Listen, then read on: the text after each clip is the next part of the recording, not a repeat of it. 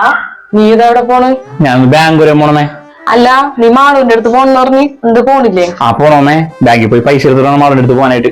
അല്ല നീ എന്തിനാണ് ഇപ്പൊ ബാങ്കിൽ നിന്ന് പൈസ എടുക്കുന്നത്? അമ്മേ, മാളുവിന്റെ ഡേറ്റ് പറയാൻ അടുത്ത ആഴ്ചല്ലേ. അപ്പൊ പെട്ടെന്ന് എന്തെങ്കിലും ആവശ്യം വന്നിട്ടുണ്ടെന്നുണ്ടെങ്കിൽ എന്ത് ചെയ്യും? അപ്പൊ ഞാൻ ഓർത്ത് ഒരാഴ്ച നേരെ കയ്യിൽ പൈസന്റെ കൊടുത്ത് ഞാൻ എനിക്ക് പിന്നെ ടെൻഷൻ ഇല്ല. അവൾ ഇവിടെയാണെങ്കിൽ കുഴപ്പമില്ല, ഇനിയിപ്പോ അവളുടെ വീട്ടിലല്ലേ, അതാണ്. എടാ നീ എന്തൊരു മണ്ടനാടാ. എടാ അവളുടെ ആദ്യത്തെ പ്രസവം നോക്കേണ്ടതേ അവളുടെ വീട്ടുകാരാണ്, അല്ലാതെ ഭർത്താവിന്റെ വീട്ടുകാരല്ല. അതിനുവേണ്ടിയല്ലേ അവർ 7-ാം മാസം വന്ന് കൊണ്ടുപോയത്. ഇനി പ്രസവമൊക്കെ കഴിഞ്ഞ് കൊച്ചിനൊരു 3 മാസം ആകുമ്പോ തള്ളനെയും കൊച്ചിനെയും ഇങ്ങോട്ടുണ്ടെന്ന് ആക്കും.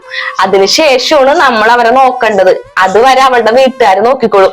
അവരുടെ മോളുടെ കൊച്ചല്ലേ, അപ്പൊ അവർക്ക് ഉത്തരവാദിത്തങ്ങളുണ്ട്. അല്ലാതെ നീ ഇപ്പൊ പൈസ കൊണ്ടേ കൊടുക്കേണ്ട ഒരു കാര്യമില്ല.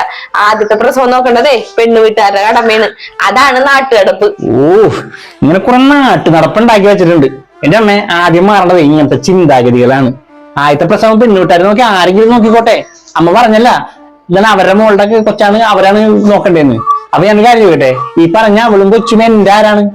അമ്മേ, അവളെന്റെ ഭാര്യയാണ്, അവളുടെ വയറ്റുള്ളത് എന്റെ കുഞ്ഞാണ്. അപ്പൊ എനിക്കൊരു ഉത്തരവാദിത്തമില്ല അവരോട്. അവളുടെ വീട്ടുകാരി അവളുടെ കാര്യങ്ങളെല്ലാം ചെയ്തു കൊടുക്കായിരിക്കും.